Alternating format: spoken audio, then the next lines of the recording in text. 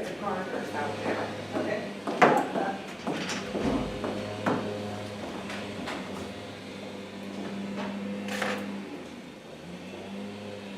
Okay.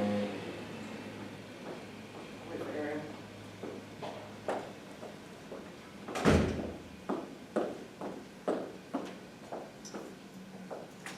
Okay, ready to begin? I pledge allegiance to the flag of the United States of America and to the republic for which it stands, one nation, under God, indivisible, with liberty and justice for all.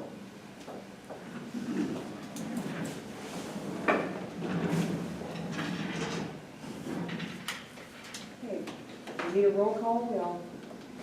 I think we're okay, yeah. I'm here, We're all here. I looked through the minutes when they came to me in email, and they looked fine to me. Did anybody have any changes? Corrections? Okay, then let's accept the minutes through December the 17th. No POA comments? No?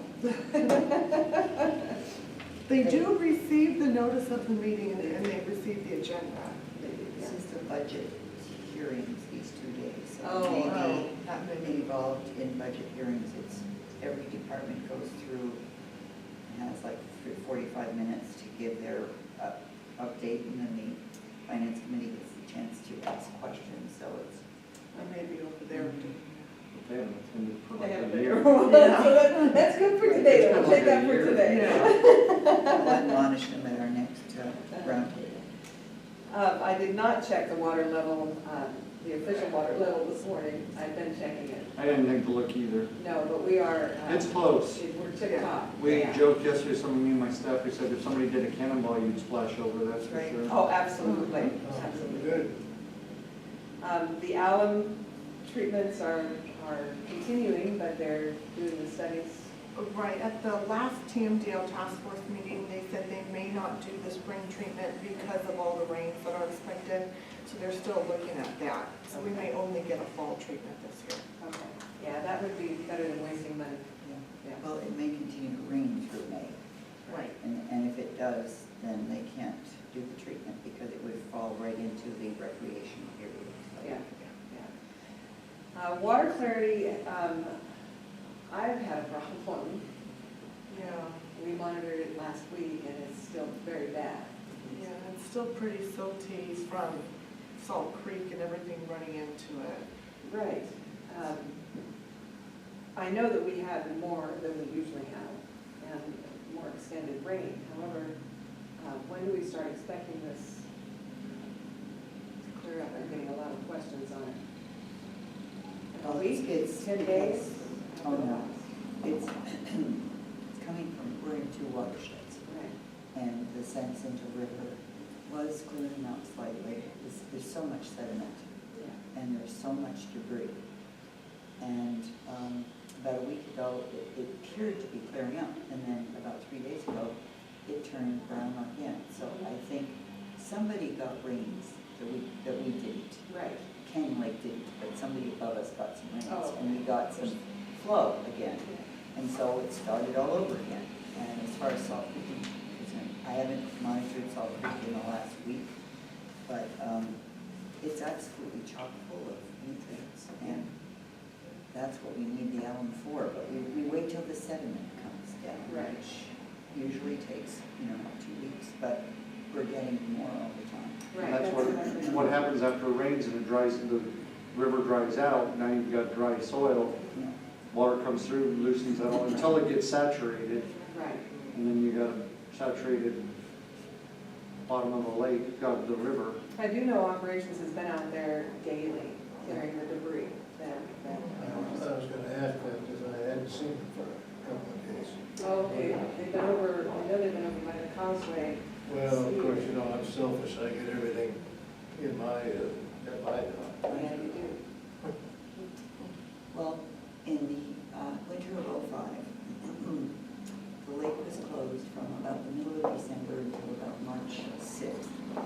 And the reason for that was we had a series of rains about every 10 days. And so they would check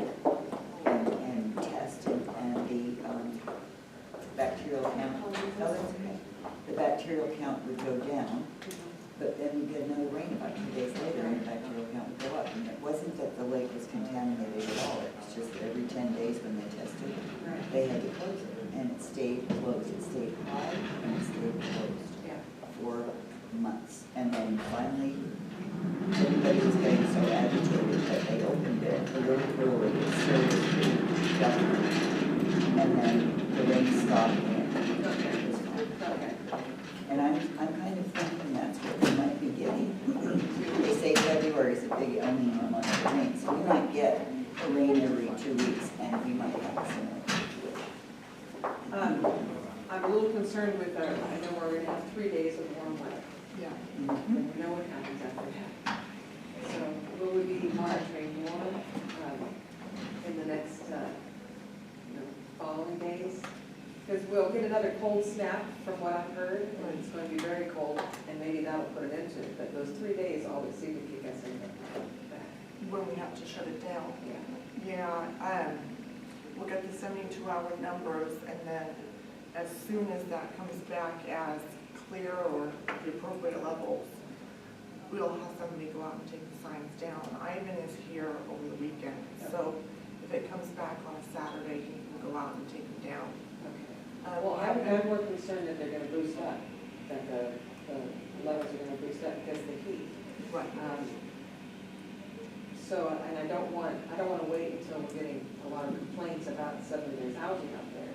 Other than eyeballing it on a daily basis and then maybe we just And watch that's it. it. It happens and it cycles and that algae dies and goes to the bottom. If it's cold, then it won't recur immediately, but if we get one of it, this is our pattern. I know, We I get know. hot days and cold days. Yeah. I don't know what to tell people. What we used to do as a city council person, I used to hold a water symposium once a year. We had experts here to answer all those questions. Not that a lot of people came, but they told people. We had, in the parking lot, we had people with companies that sold electronic plants. We had companies that sold special nozzles, irrigation systems, companies that did whole landscaping plans for people, etc. And, it might not be a bad idea to do that again. POA cooperated and so did the water district. The water district had a booth and we would hand out our environmental presents to people, shower heads, nozzles for your hose, irrigators for your faucets, all that kind of stuff to bring awareness. And it hasn't been done for about 4 years. We stopped doing it when the home treatments came because we did workshops instead.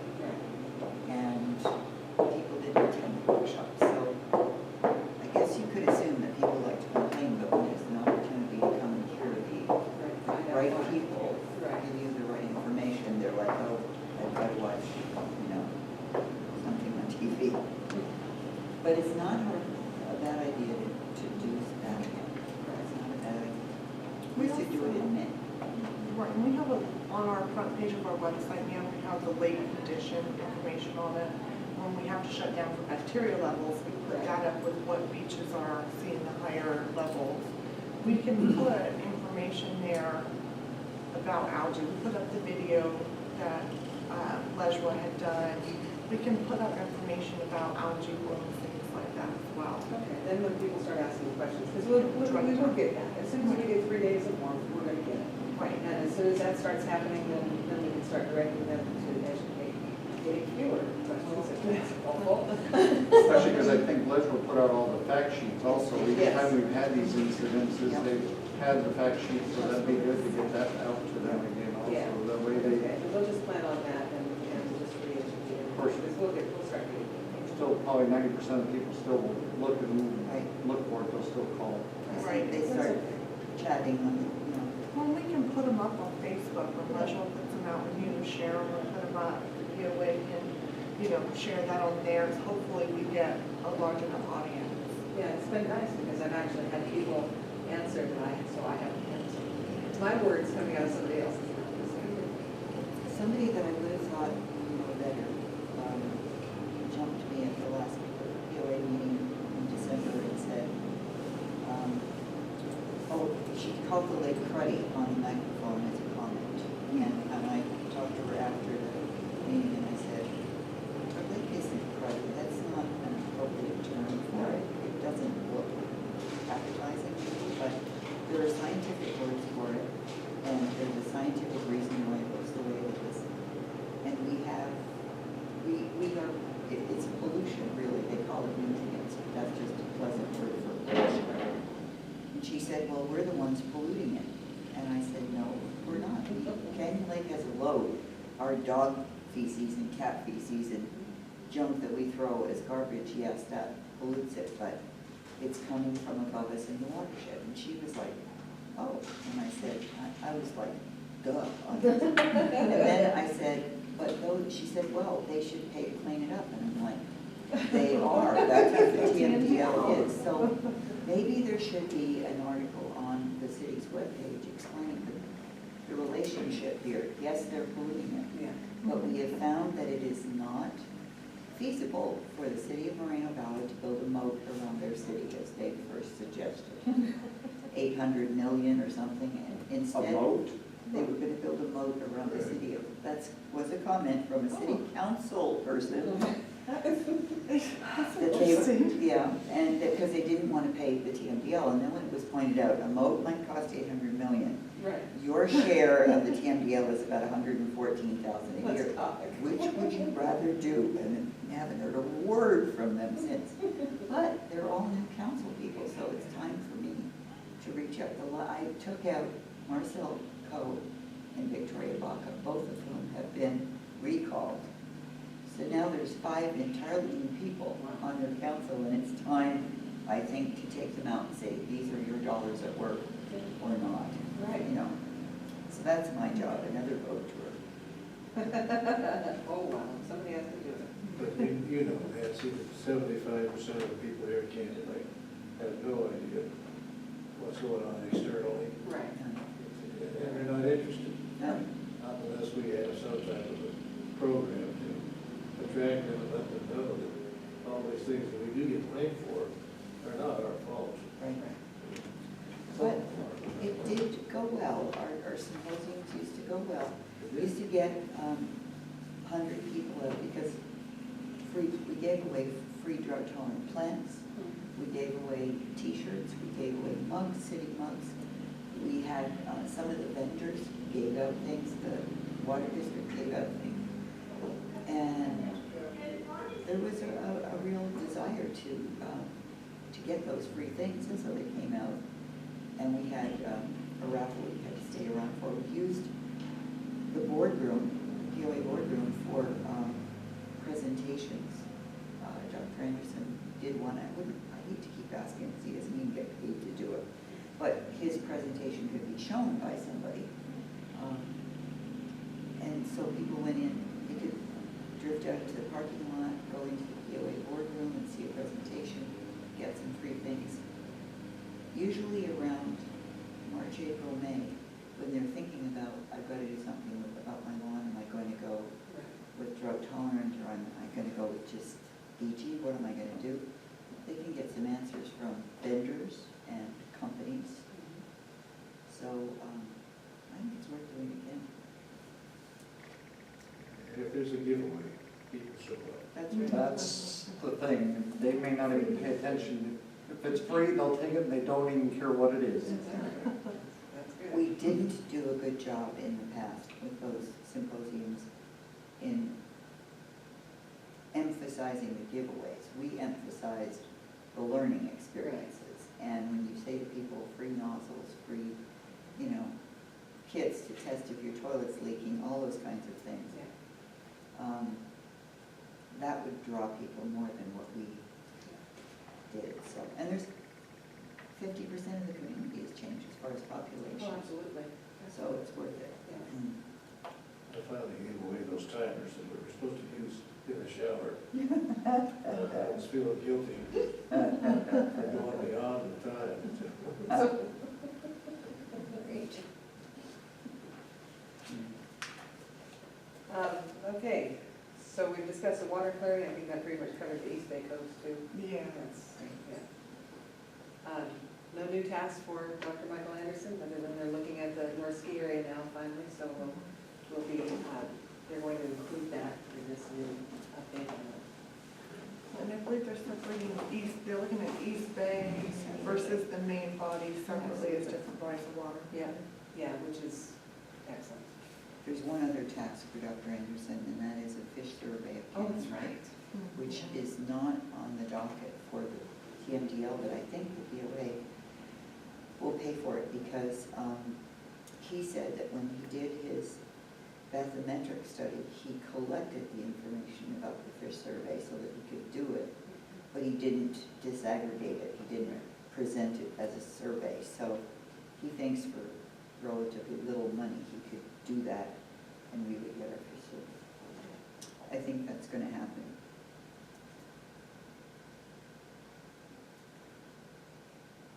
The drought restrictions are not lifting, everybody thinks No, they it'll are. be going to October. We have a public hearing next week on it, Okay, so it'll be going to October at least. And then the discussion will be is whether they're gonna, give credits to water agencies for main ones that affect our district is growth, things for growth. They might give credit for agencies, areas that have had growth, okay, that have used, our, things that they've done in the past also. right, that's So, good. That's but good they're only for gonna us. give a 4% credit, Oh, up to a 4% total. So okay. whatever, like we're 28% requirement, lowest they can go down to us would be 24%. Oh, okay. I read a paper recently that said they were being really, really stingy and they thought, I forget who told me, somebody said it was probably gonna be 1% to 2% for us, despite the fact of all the conservation that has been done in the past by the water district. Well, it's because I think one of the things we won't be able to qualify for, I can't remember which one it is. So we may go down to 26% is going to be our target. Which we're at, but, But that was at the end of December. yeah, Right. the winter months are harder to conserve Mhm. because our, you know, we Majority's outdoor. everything's outdoor, and when we start gearing up again for summer, you know, when we start getting hot weather, that's when we can make some gains if people change out their plants and, you know, don't water outside, but it's gonna be really, really hard to get to this 26%, and you know, Eastern is going bananas. They went to stage 4C, which is the stage above us, and they have said that there's going to be no watering of commercial properties or industrial properties of turf. They have to take it out or just not water it. And of course, everybody goes, yeah, wait, but what about schools, soccer? I thought that included soccer fields and football. They're allowing anything that's being used to stay as grass. All schools can keep their soccer fields in there. But if they have a strip, you know, in the front of the school where people don't walk, it's just a Just pathway. aesthetics. Just aesthetics, that's going, same with all commercial and industrial properties. They won't be able to have nice fancy annual gardens and things. It'll all be, take out the turf and put in plants that are California friendly.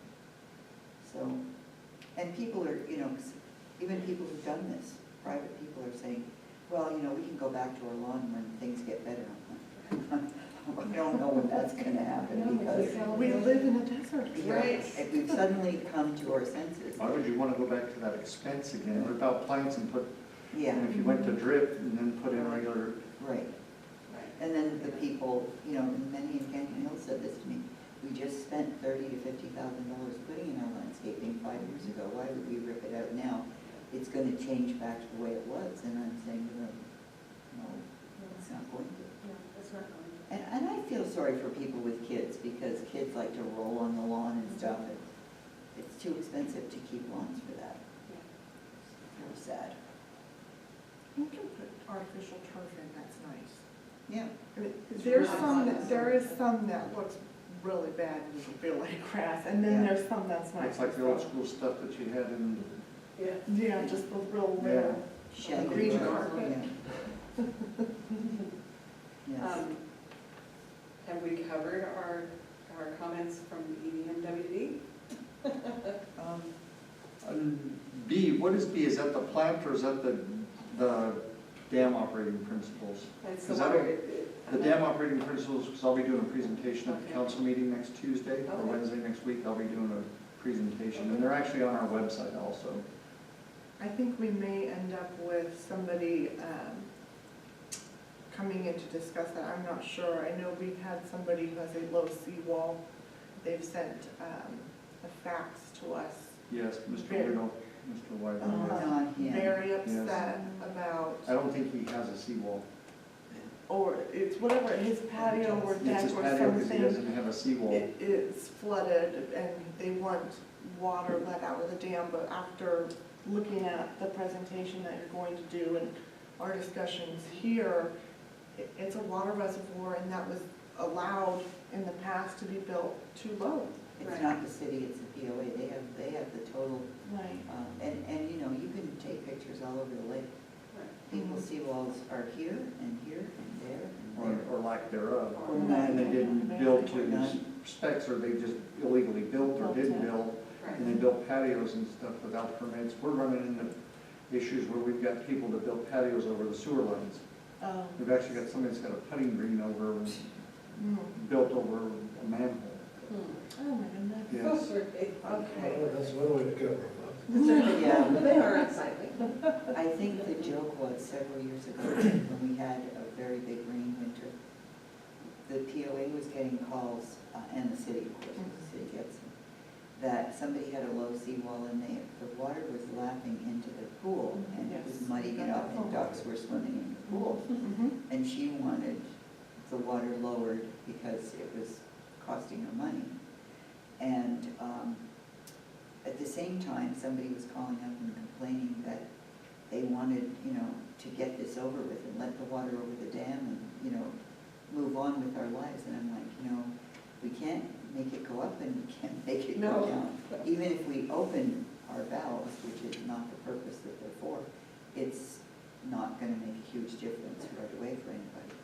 So, and do we know where those valves are from? I got some maps and stuff, so yeah. How many feet it is from the ground? Because some people are saying, open them and let the muck, that's a scientific term, muck, in the dam area up to 15 feet from the bottom of the lake is officially called muck, and that's anaerobic, very dark junk that is not very desirable to have in a lake. So people have said, well, why don't you open the valves and let that stuff out and go to Lake Elsinore, and we can keep the clean water for us. I'm like, oh man, it's just, you know, it isn't going to work that way.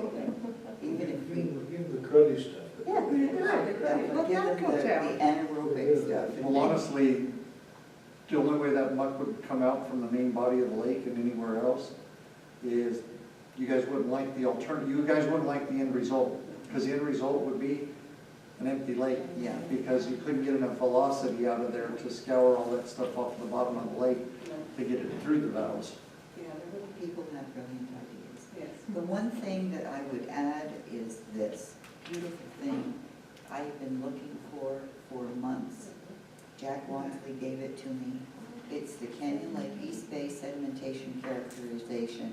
I thought it was done by I've read it, scoured it, but I thought it was done by Dr. Anderson. It wasn't. It was done by HDR in 2002. And it is, they bored the lake and characterized the whole of East Bay.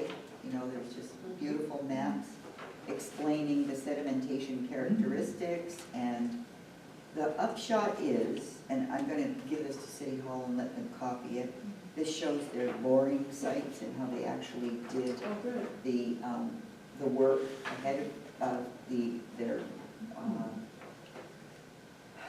conclusions. Their conclusions were that, and this is in 2002, so you've got to take this with a grain of salt. 3 inches on average of sediment were coming into the East Bay at that time. That doesn't mean the whole East Bay was covered with 3 inches, because it comes down Right. from Salt Creek, and then by the time you get to Diamond Park, there's not much. But it's really affecting the people who live at that end of the East Bay. Now, that was before a lot of development. That was before Audie Murphy was really structured. That was before huge development that took place in the Dominicani area. Huge development in Moreno Valley and Paris. So you could postulate that there's even more sediment coming through, and that even if we took that average from 2002 to 2016, so we've got 14 years times 3, that's a lot of sediment coming down in the Salt Creek area. Obviously, Dr. Anderson's bathymetric study is kind of the updated version of that. He's got, from sonograms that he took, he's got how the sediment actually looks. It isn't even throughout the East Bay. It's hilly, and he actually was able, through his audiometric work, to find out whether it was very compacted or very loose. Some of it at the top is loose, but when you get down, it's very compacted. It's not going to be very easy to dredge. We found that out when we started the dredging. Yep. Penetrate concrete in some of the areas. Yep. Not that we haven't got very far, but That's what this was. It was the study before the dredge project. And so this is really good stuff to have because it's historic. And now we have 2015 Dr. Anderson's report, and it would take the scientists to look at the two and see how they fit. But it's really important to have this document, and Maureen Hamilton, who is the intern for the Western Riverside Council Agricultural Coalition, is doing the lake management plan for the POA. And I've given her everything that I have from the TMDL and from Dr. Anderson's. She's got Dr. Anderson's permission to use any of his studies, but we didn't have this piece, so I'm going to get this to her. And basically what she's doing is a summary of the findings and then attachments of all the studies. So that in one place, if anybody, if Chris Mitchell moves on, if the board changes, all over and there's not a single person that knows anything about the lake management plan, it will be in one place. And it will need to be updated all the time. But it will be available for residents or anybody to see what's been done. Because people don't really mostly have a clue how much has been done, and there's a whole ton of stuff that's been done at great cost. It was done by the Water District at first, and then LIMA, and then the TMDL. It all adds up to a lot. I think Tim Moore, who is our consultant to the TMDL from risk management, lives in Tennessee, but he consults all over California, all over the country, but a lot of specific places in California, and he says our TMDL is way ahead of many of us in just understanding the issues that we have. We don't have all the solutions, but a good basis for understanding. And we're very fortunate. Dr. Anderson worked practically for nothing. He was paid a pittance. So I'm going to give this to you and let you have an opinion, and then I'll give it to you. City manager comments? Nothing else. I think we've pretty much gone over everything. Do you want to pick a meeting date for the next, or is that something in the works? I think we actually have a meeting scheduled that went out after the agenda. If not, I'll forward it to everybody that has all of the clear dates. there wasn't a whole year beside. Yeah, I think so, yeah. Good. Yeah. I have one question. I understand we're gonna have a presentation, city council, our city council. Correct. Mhm. The dam operating principles. Maybe very, very, very timely. If we get rain this week. Right. We're watching it go over the top of it. Right, and it was just earlier this week that we received the facts from the gentleman complaining, so, I probably expect that some people will show up. Who was that? What is His name's Frank White. Whittle, WIDLE. He's been doing it for apparently years. That's my country real. Yes. Correct. And all he does is get some pictures and then writes in magic marker on there, the gate man's asleep at the wheel, blah, blah, Yes, blah. yeah, it was interesting. It's the first time I had ever seen that, and I was a little bit concerned because, Just what we're actually gonna be responding to. okay, I was concerned because it's all in caps and it's just a marker on a blank piece of paper with no name on it. And I'm thinking, okay, do I need to be concerned about this? And then they said, no, he does it all the time, so. Yeah.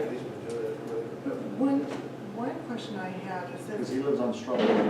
yeah, if somebody has a pool and that has chlorine and things in it, and then the lake water comes over, is that a concern for contamination in the lake? That amount of chlorine's not gonna Not do a whole lot. No. Okay. No, you would need Okay. lots of chlorine to, Well, we do NPD, and if somebody spills something in the curb, we go Or if they and cite drain their them, lake. or if they drain their That's an issue, pool yeah. into the Right, curb, we This go is and like- do that. beyond their control, those, I don't know how we can really. Yeah. It's, We'd have when to it, look to when make it sure. flows over, the muddy water mixes with the pool water, but then when it flows back, not much pool water flows It's back. left It's over. more Okay. just the. Okay, I just wanted to double check that we don't It's have just to. interesting because, oh, Frank Weidels lived here for years, but people are going to have their lawns and the backyard underwater. We have had it, you know, and the ducks swim in through our railings and paddle around in our backyard, and our dogs sit on the stairs and look at them like, you know, isn't there a policeman here? That's right. Doing something. And we've had this, you know, every year, and I'm waiting to see what my younger dog, my puppy, will do. I think he's gonna go down in the water and chase it. But my older dog would sit on the stairs and not go in the water, you just bark at him, but not do anything. Wait for authorities to arrive for movies. But there's a lot of people who haven't experienced this, and Yeah. some people have put a lot of money into their patios right down by the water with umbrellas and chairs and things. Maybe an alert to, you know, Yeah. with, Secure your- with Yeah. more rains expected, make sure you Yeah. move, anything that's not bolted down up. Right. There used to be somebody in East Bay, Yeah. very lovely house, and their seawall was way low. And we used to go by a boat, and their umbrella tables were about 3 feet underwater, and all of their patio chairs and everything.